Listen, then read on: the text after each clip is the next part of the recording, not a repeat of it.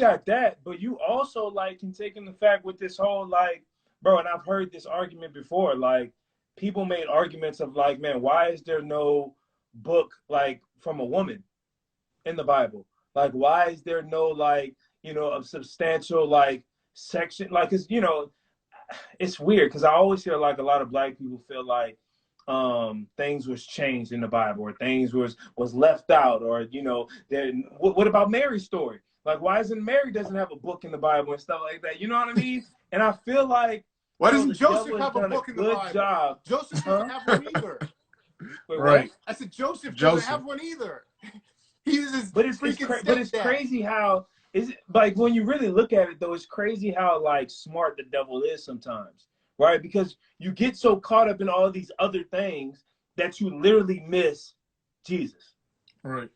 Right? Which is everything in the Bible points to Jesus. Jesus is the star character. Jesus is the main person, right? I know sometimes in life we can always, hey, David and Goliath, I'm David and I'm slaying my giants. But no, it's always about Jesus. Yeah. Everything points to Jesus, period. And I think sometimes, in America or just in general, we can get so caught up in like, inserting ourselves here, or inserting black people here, or inserting feminists here, or inserting all these things in these stories. Not to say that you necessarily like, you can't gather certain like, things from those stories, but like you always have to remember the star of the book, the star of life is Jesus, right. Period. No ifs and buts in between.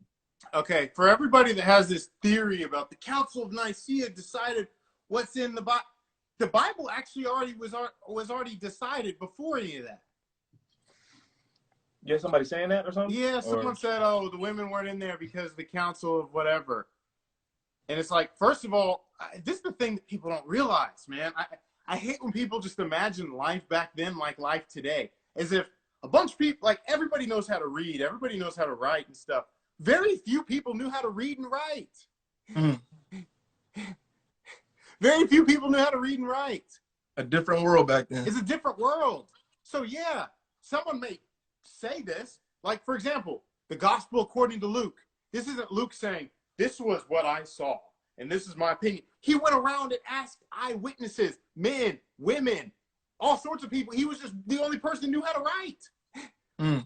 If only certain people were allowed in schools back then, and only people at schools knew how to write, then of course the only writers are going to be people that were in schools. All right, it's not so the gospel according to Luke isn't saying this is from Luke's perspective. Luke actually never met Jesus. Luke is writing the gospel according to what he's gathered from all these other people. That's right. How a lot of the books, a lot of the gospels and a lot of these writings are. It's not that person actually wrote that book. So because there's not a gospel according to Mary, it doesn't mean we don't hear Mary's perspective. There's also not a gospel according to, a whole bunch of people. Jesus' like childhood friend, some random kid that was probably friends with them. Right. I think that when people throw these arguments out, people don't do the history and the research to really, or even the common sense to figure out, oh, wait, okay, yeah, it makes sense. Like, but even then, I think there's a part of them that you just don't want to believe at a point. You know what I mean? Yeah. Like, and don't get me wrong, like, because you can do your research and stuff, but there's a point when you just have to decide, hey, I'm going to believe everything in this book, period. Right. Right? And I'm going to trust that. Like, think about this. You telling me the creator of the universe couldn't protect the integrity of a book?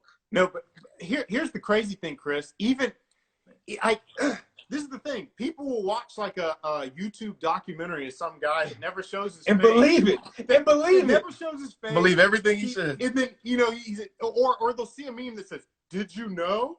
And then they'll copy a Google image picture of some guy like digging up something in black and white in the desert somewhere and say, they found the real books of this and this and this and that. And it was left out. And it was really the Egyptians had it. And then they believe it. Yeah. No one has to give their sources or anything. Exactly. Right. Hold on. There's one last thing I want to say. When it comes to the whole, well, we don't know if this is what it originally said because it's been translated so many times. Oh, I hate that. This is the thing. We have the original language, the original text.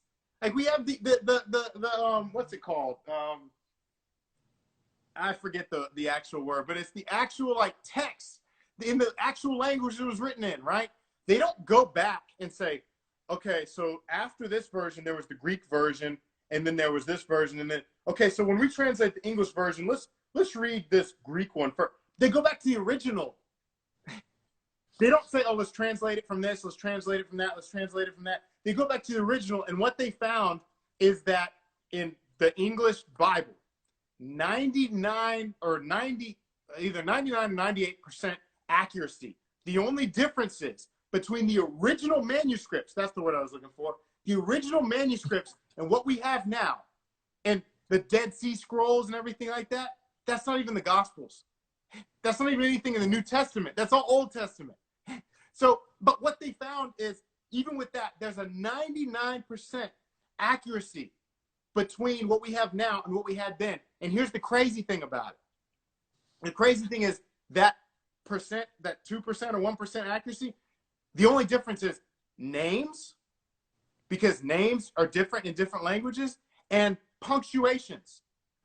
That's it. The message doesn't change. And so you get people that watch like half of a National Geographic documentary that already has its own agenda that's very like secular and anti-Christian, and they'll say, well, did you know that the Great Pyramid of so-and-so, they found a bone, a tooth bone of so-and-so, and so that proves that maybe Jesus wasn't real, you know, or something like that. Yeah. What the heck are you talking about? Yeah. Have y'all ever heard, and y'all could like put it in the comments if y'all heard this too, bro. I've heard like this story, right? And it was, bro, I couldn't believe it when I heard it. No, like, hold on. I gotta address this. This girl is putting stuff in the comment. Well, Esoteric. maybe a guy, maybe Come a on, girl. Cam. That is not the Bible changing over 60 years. It's a Catholic Bible. what are y'all talking about? She's talking about the Apocrypha. Oh, And that still doesn't change the message of the Bible. But anyway, go ahead, man. I didn't mean to cut you off. so like I've heard this story of like there were like Eve wasn't the first woman, right? Dude. You've heard that before? Like there was like another woman that the devil was, and something happened or they broke up, and then like she became the serpent, and then she saw Eve, and then she got jealous, and then this and that, and I was like, what? I was like, where y'all get like? It just baffled me that like there's people that like really believe in this and like dying, like Lilith or whoever that was, right? I was like, are y'all seriously like riding with this?